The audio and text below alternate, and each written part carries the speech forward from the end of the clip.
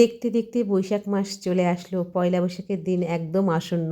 পয়লা বৈশাখ আসবে আর বাড়িতে বাচ্চাদের নতুন কোনো কিছু পোশাক কেনা হবে না তা কখনো হয়? এটা তো বাঙালির ঘরে ঘরেই পয়লা বৈশাখের দিনে অন্তপক্ষে একটা নতুন ড্রেস প্রত্যেকেই কেনে। তা আমিও যথারীতি আমার ঘরে যেহেতু দুটো বাচ্চা আছে চলে যাচ্ছি বাচ্চাদের জন্য একটু ড্রেস কিনতে। তা কী কী কিনলাম সেগুলো একটুখানি দেখানোর চেষ্টা করব। আর এইখানে দেখো আমরা অপেক্ষা করছি অ্যাকচুয়ালি হাজব্যান্ড গেছে গাড়িটা একটু গ্যারেজে রাখতে, মেয়ে এদিকে পড়তে গেছিলো ওখান থেকে চলে এসছে, ও স্টেশনে ওয়েট করছে আমাদের জন্য। একসাথে আমরা চারজনে যাবো মার্কেটিং করতে। বাই দ্য ওয়ে বলে নিই, আমি উমা সরকার কলকাতা থেকে আমার ব্লগ ভিডিওটা নিয়ে চলে আসলাম। এই যে তোজোর বাবার হাত ধরে লেভেল ক্রসিং পার হচ্ছে, আমিও এগিয়ে চলেছি। আর এখানে হচ্ছে গিয়ে মেয়ে আমাদের জন্য অপেক্ষা করছে। আমরা চারজনে মিলে এই আজকে মার্কেটিং করতে হবে। সত্যি কথা বলতে চারজনে মিলে মার্কেটিং অনেক দিন পরে একসাথে করতে যাচ্ছি। নাই মেয়ে আর আমি যাই, নাহলে আমি আর হাজব্যান্ড যাই, নাহলে তোজো হাজব্যান্ড আমি যাই। একসাথে আমাদের কখনো অ্যাডজাস্ট এই মুহূর্তে হচ্ছে না, কেননা যেহেতু তোয়ার পড়াটা থাকে। কিন্তু কাকতালীয়ভাবে এদিনকে তোয়া আমাদের সঙ্গে একসাথেই গেছে, কেননা ওর হাতে সময় ছিল, ও পড়ে এসছে যেই টাইমে সেই টাইমটাতেই আমরা বেরিয়েছি। ওকে বলেছি তুই ওয়েট কর, আমরা একবারে তোর সাথে গিয়ে মিট করব। তারপরে এই যে আমরা চলে গেলাম বাজার কলকাতায়। আর এখানে গিয়ে ড্রেস কিনলাম। এখানে সেদিনকে খুব ভিড় ছিল, কারণ সবার বাড়িতে ওই যে বললাম পয়লা বৈশাখ কেনাকাটার ব্যাপারটা থাকেই, সবাই এসছে বাচ্চাদের জন্য কেনাকাটা করতে। তা আমরা এখানে অপেক্ষা করছি। তো আর স্কুল ব্যাগ যেটা ছিল, মানে স্কুল ব্যাগ বলতে পড়ার ব্যাগটা যেটা ছিল, এখন তো আর স্কুল নেই তো তো আর এই পড়ার ব্যাগটা ও রেখে দিয়ে জমা রেখে দিয়ে আমরা চললাম হলের ভিতরে। আর গিয়ে দেখছি কী ভিড় কী ভিড়। তা সবার আগে ভাবলাম কি যে তোয়ার এখানে যে মানে লেডিস যে গার্মেন্টসের জায়গাটা আছে ওখানটা প্রচণ্ড ভিড়, তাহলে কিডস জন্য আগে যাই, আগে তোজোর জন্য কিছু কিনে নিই। তা আমরা যথারীতি দোতলায় চলে গেলাম, ওখানে গিয়ে তোজোর জন্য কেনাকাটা করব।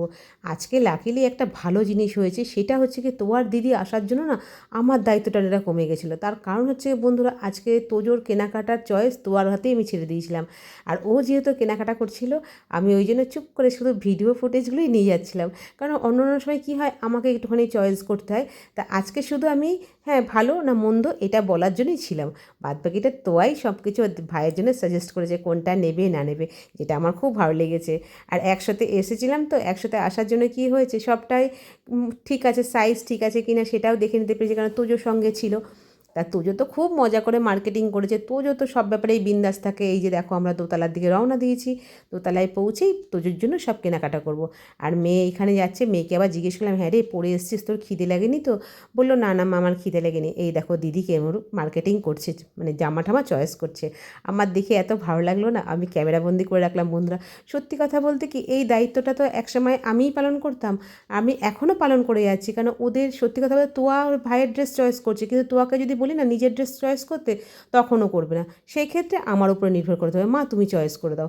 তা আজকে আমার খুব আনন্দ লাগলো। আর যাই হোক না কেন, অ্যাটলিস্ট ও ভাইয়ের ড্রেসটা তো চয়েস করেছে, যেটা আমার খুব পছন্দ হয়েছে। এখানে ওর বাবা একটু সাইজটা দেখে নিচ্ছে, তোজোর গায়ের সাইজটা। আর ব্ল্যাক কালার ভীষণ পছন্দ তোমার, বলে না ওই যে মানে শৈশবটায় পিঙ্কের উপরে থাকে মেয়েরা, পিঙ্কটা হচ্ছে শৈশব পর্যন্ত ঠিক আছে, একটু বড় হওয়ার পরে আমি দেখেছি ম্যাক্সিমাম মেয়েদেরই ব্ল্যাক খুব পছন্দ হয়।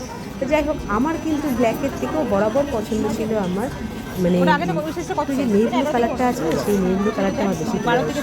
আমার মেয়ের আবার উল্টো হয়েছে, ও দেখলাম ব্ল্যাকটা, বললো আমার ব্ল্যাক খুব ফেভারিট। তা ভাইয়ের জন্য ব্ল্যাকের উপরেই গেঞ্জি কিনেছে, আর তার সাথে ভাইয়ের উপরে প্যান্ট, মানে ওটার সাথে প্যান্ট কিনেছে। সেটা একটুখানি আচ্ছা তোমাদের আমি ওগুলো একদিন দেখাবো, তাহলে বোঝা যাবে। কালারটা না ওভাবে বলতে পারছি না আমি, তোজোর যে প্যান্টের কালারটা। তা এইখানে না তোয়া হঠাৎ করে জামা ঠামা সিলেকশন করার পরে ওর চোখটা একটু কটকট করছে, কেমন অসুবিধা হচ্ছে, ও গিয়ে আয়নায় বা সেটা একটু দেখে নিচ্ছে। তা এখানে ড্রেসগুলো চয়েস হয়েছে, হওয়ার পরে আমাকে জিজ্ঞেস করছে হাজব্যান্ড যে এগুলো নেবো তো? অবশ্যই এগুলো নেওয়া হবে, কারণ এই ড্রেসগুলো দিদি চয়েস করেছে আর আমার খুব পছন্দও হয়েছে। এখানে আমরা মার্কেটিং কমপ্লিট করে বাড়ি ফিরে যাব। আর তারপরে কি একটু ভিডিও ফুটেজ নিয়েছি, কিন্তু সেটা আর এখানে রাখলাম না, অন্য ভিডিও ফুটেজে তোমাদের দেখাবো। কেমন লাগলো আমাদের মার্কেটিং জানাতে ভুলো না। টাটা।